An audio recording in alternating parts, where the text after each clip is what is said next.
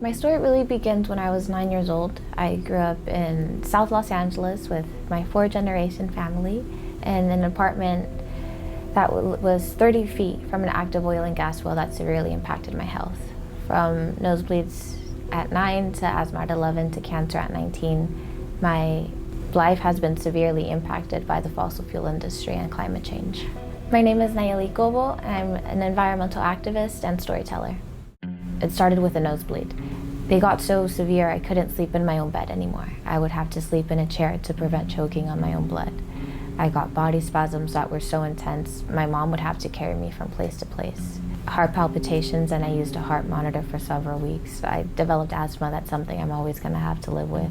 This age of 9, when this well smelled so intensely, you instantly felt sick to your stomach. My mom explained it's an oil well that was behind these big walls, and the next day she took me over and we read every single sign on that wall. Dangerous chemicals known to the state of California to cause cancer, birth defects, and reproductive harm. In my 9-year-old mind, as simply as I could put it wasn't fair. It wasn't fair that there was an oil well next to my house and not in other zip codes. It wasn't fair that I couldn't open the windows in my home. So what do you do when your community is under attack? You stand up and you fight back. And that's exactly what we did. We started organizing ourselves as a community and demanding our basic human right of clean air in our homes. We start go door to door. Was very sad to see then how the majority of the community has at least one symptom, like asthma or headaches, stomach pain. Some of them they have all. We were having a family dinner in my apartment and my mom got a work phone call. She excused herself and she started crying. And I was like, what's wrong? Why are you crying? Is everything okay? She looked at me and she said, they're closing. And I was so happy, I was so ecstatic, I asked her for permission to scream. When Elenco Energy stopped operations, my health completely changed, like night and day. At the age of 19, on January 15th of 2020, I heard the words no one wants to hear. You have cancer. I remember when I was diagnosed, I only had one question, and it was, can I have kids? And my doctor tearfully answered no. It was upsetting because I was only 19 years old, and I was now being robbed of a decision I shouldn't have had to make for years down the line. My treatment was about a year. It consisted of 3 surgeries, 3 rounds of chemo, 6 weeks of radiation, 8 minor procedures, and fighting off 2 infections before I heard the words, you are cancer-free. Now I am 2 years in remission. It's a nightmare. It's something 100% preventable when you don't poison the air in the community.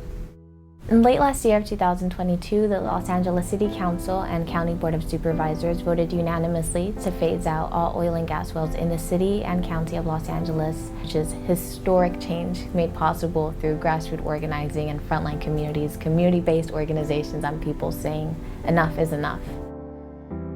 Her work in Los Angeles to end neighborhood drilling helped build momentum for statewide action. In 2022, Governor Newsom signed legislation that I authored to create a safe zone of 3,200 feet between oil wells and communities throughout California. SB 1137 was powered by stories like Nalleli's. Nalleli, thank you so much for standing up and speaking out for your community and for communities like those in my district that are disproportionately impacted by the negative effects of the climate crisis. To see her receiving this award is amazing. How Consumer Watchdog recognized her work for these 13 years. And I feel so proud.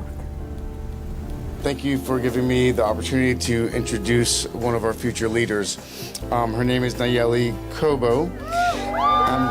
She's a young environmental justice activist who's been using the power of her voice and the trauma of her lived experience to fight a powerful polluter. She also is going to be our future president, isn't that right? Yeah.